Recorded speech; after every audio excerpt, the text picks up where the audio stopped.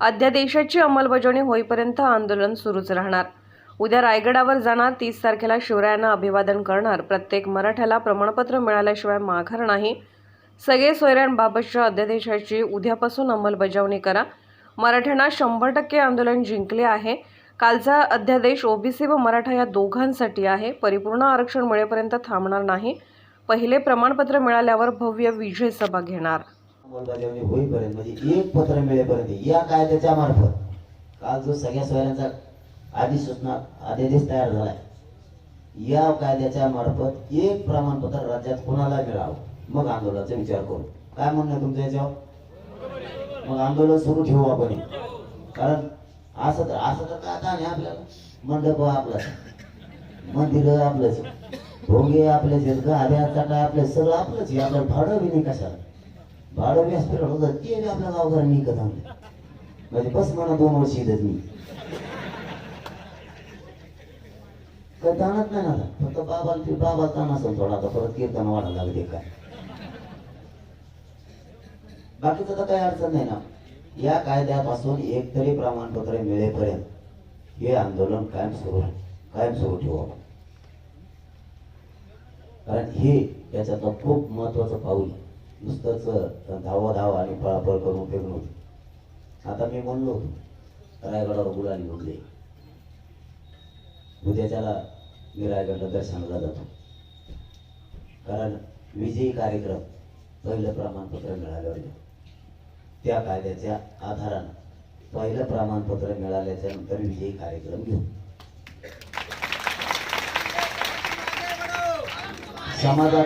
समाजाचा वापर मी कुठं नाही करत। मिळाला कायदा पळेव मग समाजाला ही सभा आणि टोक्यो भास आहे। जो कार्यक्रम घ्यायचा त्यातून फायदा झाला पाहिजे। मुंबईला गेलं, कायदा बनवून आलो, फायदा झाला। कार्यक्रम महाराष्ट्रभर घेतले, 54 लाख नोंदी मिळाल्या, खूप जणांना प्रमाणपत्र मिळाले, फायदा झाला। प्रत्येक याच्यातून फायदा झाला पाहिजे। नुसतेच मोर्चे काढून स्वतःची ओळख निर्माण करण्यात मला आनंद नाही। प्रत्येकाला काढल्याशिवाय, ताकद दाखवल्याशिवाय फायदा तर होणार नाही। पण मग लोकांनी जर मोठमोठे कार्यक्रम काढले तर त्यातून फायदा झाला पाहिजे, तरच समाज फुटत नाही। समाजाचे 3 वेळेस फायदे झाले कार्यक्रम गेला की। एवढं मोठे पूर्ण संख्येने गेल्यामुळं कायदा बनला। मग आता एक प्रमाणपत्र मिळाल्यावर आता विजयी सभा घ्यायची आणि अंमलबजावणीच पुढे राहिली, मग काय करायची विजयी सभा? कायदा बनवला त्याबद्दलचा गुलाल ठीक, खरा गुलाल एक प्रमाणपत्र त्या कायद्याच्या माध्यमातून मिळाल्याच्या नंतर महाराष्ट्रातल्या प्रत्येक घरातून एक माणूस कुठं जायचं विजय सभेला ते आपण वेळेवर ठरवू। घरातून महाराष्ट्रात येत नाही, मग खरा आनंदाचा गुलाल, मग खरा आनंदाचा गुलाल। नाही तुमच्या पुढे ट्रक भरून आली तिथून पुढे गुलालाची। पण त्या कायद्याच्या मार्फत एक प्रमाणपत्र मिळाले। आत्ताचा गुलाल कायदा बनला म्हणून त्या कायद्याची अंमलबजावणी झाली, ज्यांच्या नोंदी नाहीत मराठ्यांच्या त्यांना प्रमाणपत्र मिळायला लागले, मग खरी विजय सभा। उगाच लोक पळत आहेत म्हणून उचल फायदा ही सभा कवावी, आणि इकडे कशातच काही नाही। नुसतंच लोक येतात म्हणून मग घेत राहाय सभा, त्यात मी नाही बोलत। मला जितकं जातीला द्यायचे तितकं प्रामाणिकपणानं खरं द्यायचं। आता पण जात फसली, आता जातीला फसवून द्यायचं नाही। त्याचा सोयरा आहे का नाही, जर तो सोयरा नाही निघाला तर त्याचा रद्द केलं तरी चालतं। कारण खोटं काहीच करायचं नाही आपल्या सुद्धा। कोणी म्हणून मला सोयरा आहे आणि कोणी पण घेईन दुसऱ्या राज्यातला सुद्धा, म्हणून आपणही खरंच वागायचं आणि खरं असल्यावर घेतल्याशिवाय सोडायचं नाही। मग ते किती विरोध करू कोणी आणि किती आवडा पडू, खरं असलं की घेतल्याशिवाय सोडायचं नाही। त्यामुळे सोयऱ्याचा कायदा पारित करणं, त्याच्या अधिसूचना निघणं, त्याचा अध्यादेश निघणं आपल्यासाठी खूप गरजेचं होतं। आणि तो सगळ्याच्या समक्ष त्याचं राजपत्र निघालं। राजपत्र निघणं हे क्वचित महत्वाचे, याला तातडीचे यालाच केलं जातं। ते तुम्ही दुसऱ्याला विचारू शकता। राजपत्र हे काही कार्यात बदल करायचा असतात, काही तातडीची अंमलबजावणी करायची असली तर तो राज्यपालाच्या याने ताबडतोब करावं लागतं। त्या राज्यपालाच्या अधिकारानं ते करावं लागतं। त्याला मुख्यमंत्र्याची शिफारस द्यावं लागते, तर राजपत्रित तो आदेश निघतो। हा राजपत्रित आदेश आहे आपला। मग याचं कायद्यात रूपांतर होणार आहे. तोपर्यंत आपल्याला सावध राहायचं, कारण ही अधिसूचना काढणं सुद्धा सरकारवर बेतलेलं असतं. आता त्याची प्रक्रिया सगळी झाली, आता थोडी राहिलेली म्हणजे झालीच, ती सुरूच झाला. तर आपलं म्हणणं असं, आता सगळं झाल्याच्या नंतर आंदोलनाचा पुढं काय. आपला आजच्या बैठकीत आपला असा निर्णय तुम्हाला विचारू, जो कालचा अध्यादेश त्याने काढला सगळ्या सोयऱ्यांचा, त्याच्याबद्दल त्याची अंमलबजावणी होऊन त्याची नोंद मिळाली. त्याच्या नोंदीच्या आधारावर नोंद नसलेल्या सोयऱ्याला एक तरी त्या कायद्याच्या अंतर्गत एक तरी पत्र मिळावं, तोपर्यंत हे आंदोलन सुरूच ठेवावं असं मला वाटतं. पुन्हा एकदा सांगतो, तुमच्या लक्षात नसलं तर कायदा पारित झालाय, त्यात काही जमत नाही. पण हे आंदोलन आपण म्हणजे आपली समाजाची आपली फसवणूक होऊ नये, किंवा सरकारने आपली पुन्हा फसवणूक करू नये. सरकार महत्वाचा नाही, आपल्याला आपला समाज महत्वाचा. कायदा पारित केलाय, पण त्यापासून मिळालं काय? नुसताच तो कागद राहू नये. सगळे सोयऱ्यांचा कायदा झाला पण फायदाच नाही झाला. त्याचा उपयोग काय? जसं की 1 जून 2004 रोजी मराठा आणि कुणबी एक हे असा कायदा पारित झालेला आहे. आता त्याला 18 वर्ष झाले, त्याचा काहीही उपयोग झाला नाही, काहीच. कायदा बनला तरी उपयोग नाही, मग तो केला कशा? त्यामुळे आपण आत्ता सावध आहे. गाफील राहणाराचं आंदोलन फसवलं. हे आंदोलन गाफीलातलं नाही. पाणी का पाण्यात दूध का दूध करतं, एका गावात 2 तुकडे केल्याशिवाय हे आंदोलन थांबत नाही. असं हे आंदोलन कायदा केला समाधानी, सरकारचं आपण कौतुक सुद्धा मराठा समाजाने केले. ते तेवढं झालं, आता त्याच्यासाठी कौतुक केलं. पण त्या कायद्याचा उपयोग अंमलबजावणी होणार एका समाजासाठी, तर त्याची होणार आहे. पण तोपर्यंत आपण बेसावध करायचंय. विजय उदाहरणार्थ इथून आणखी 10 फुटावर आहे. इथूनच का झाला म्हणायचं, आपण 10 फुटावर जाऊन बघू ना. इतक्या लांबून कशामुळे म्हणायचं आपण? 10 फूट मध्ये काय, तुम्हाला एक 4-5 पावलं पुढे सरकायला लागेल, हरकत काय तुम्हाला पुढे जाऊन बघायचं. म्हणून या बैठकीचा निर्णय असा आहे की जो कायदा बनवलाय त्या कायद्यापासून त्याची नोंद मिळाली. पुन्हा एकदा सांगायला, ज्याची नोंद मिळाली, पण ज्याची नोंद मिळाली नाही त्याच्यासाठी हा कायदा आहे. ज्याची मिळाली नाही त्याच्यासाठी हा कायदा आहे. तर मग ज्याच्या कार्यक्रम घेऊ.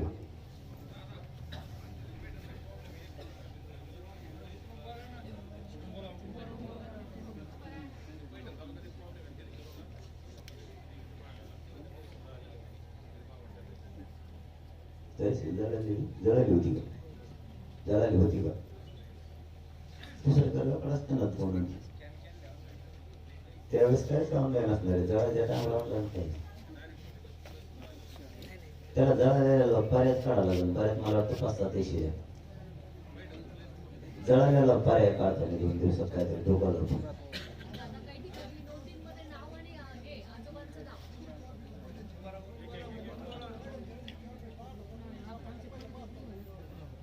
किती होत्या आता? किती? मग चांगलं झालं ना. असं कुठं सापडल्या, कुठं बघ ऑफिसला तिथलं बघा ना. मग पैठणचा तुमचा पण जळाकडे जळाला, मग रेस्ट ऑफिसचा बघा. दुसरे तुमच्याकडे पैठणला सगळ्यात जास्त असं डाटा. तुम्ही संस्थांकडे जाता का? एक 50 जण चांगले पोरं नका जर पोरं गेले की ते टेन्शन मध्ये येईल. पुढे शहाणे मस्त 5-50 जण आत जाता का? आम्ही त्र्यंबकेश्वरला गेलतो त्या टायमात तिथं 22 रुपये सापडल्या. तिथल्या पुरोहितांकडं पूर्वी काय असायचं, पुढं ते नागबळी, पुढं दावे असा काही प्रकार असायचे. किंवा मग जन्माचे पत्रिका घेण्यासाठी पत्रिका नव्हत्या, पण ते त्यांच्याकडे डाटा असायचा त्यावेळेस.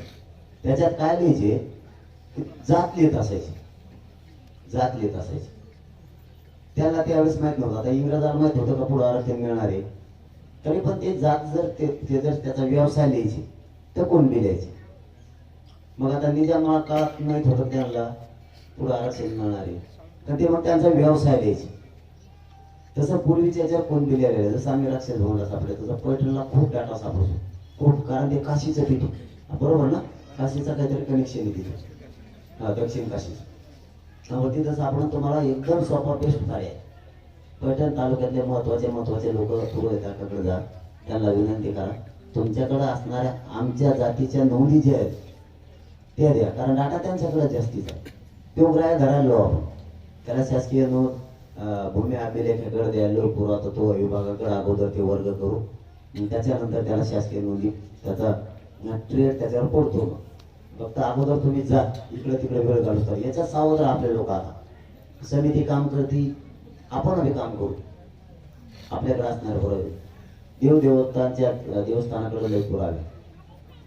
निजामकालीनच आपण तिन्ही मुद्दे घेतले जातात, 3 पण जनगणने सहित. आता त्यांच्याकडे 25 खोल्या सापडले होते ते हैदराबादला. आता ते कधी जाते ते बी उद्या सोमवार उद्यापासून त्यांना ते विचारणा करून मागा लागून ते पण करून घेऊ. कारण हे आपल्याला ज्या कायदा या आंदोलन ज्या कायद्यासाठी उभं होतं त्या कायद्याची अंमलबजावणी झाली. हे आंदोलन 100% यशस्वी झालं, आज 99% झालं असं समजू आपण. 1% राहिलं. कारण 54 लाख लोकांना बी प्रमाणपत्र मिळणं ही साधी सोपी गोष्ट नाही. याच्यातून 2 कोटी लोकांना प्रमाणपत्र मिळणार आहे. सगळा एकूण आकडा 54 लाखाच्या नंतर दिलेला आला नाही, तरी मी 1 कोटीच्या पुढे गेलेला असं. त्यांनी परिवाराला किती दिले ते कुठं सांगितलं. इकडे ते वाणगाव म्हणून गाव आहे बीडमध्ये, ती त्या गावात किती 700 लोक आहेत का, सगळेच निघालं. 250 लोक पुरेच लोकांना प्रमाणपत्र निघाले एकाच याच्यावर.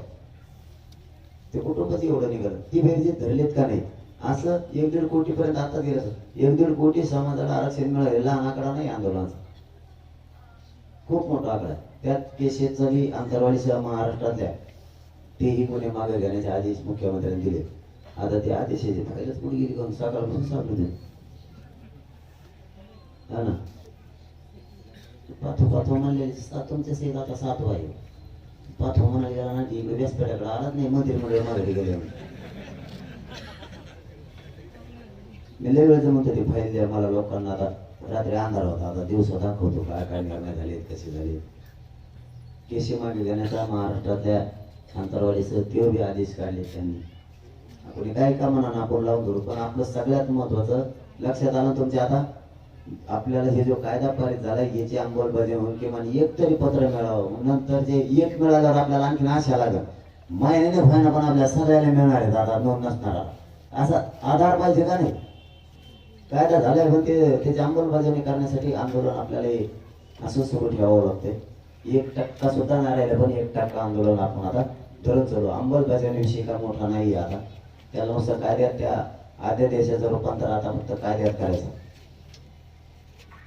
आणि त्याची अंमल ही मराठवाड्यात आणि महाराष्ट्रात पुन्हा काम करणारे कमी नोंदी मिळाली. म्हणून काही जणांनी मला प्रश्न विचारला ना, बहुतेक ती आता मंगळवार ते बुधवार पासून मराठवाड्यात पुन्हा ताकदीनं काम करणारी समिती ज्या तालुक्यात सापडले नाहीत ते अभ्यासक सोबत घेऊन ते डाटा सापडायला सुरुवात करणार आहे. समितीला मुदतवाढ आपण घेतली, आपल्या मराठवाड्याचा फायदा होईल म्हणून. त्यामुळं ज्या ज्यावेळेस समिती तुमच्या तालुक्यात जिल्ह्यात येईल त्यावेळेस तुमच्याजवळ जर काही डाटा असला मौली लिपीचा किंवा कशाचा त्यांनाही द्या, आणि तुमच्याकडे पुरावा म्हणून काय झेरॉक्स ठेवा नाही तर सगळंच त्यांना देऊ टाका. हे कामं करा. राजस्थानचे फाट त्यांना आता बोलून घेणार आहे सरकार, त्यांच्याकडून पण डाटा घेणार आहे. पण आपल्यासाठी हे तर सगळ्या गोष्टी होतच राहणार आहेत, हे घेणारच येते. आपल्यासाठी जो कालचा कायदा झालाय त्याची अंमलबजावणी करणं सगळ्यात मोठं काम आपल्या पुढे की त्या कायद्याची अंमलबजावणी झाली पाहिजे. मग या आंदोलनाचा खरा सार झाला.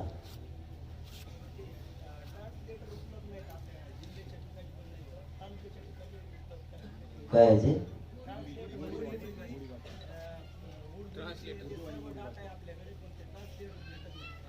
मी आता सांगितलं तुम्हाला,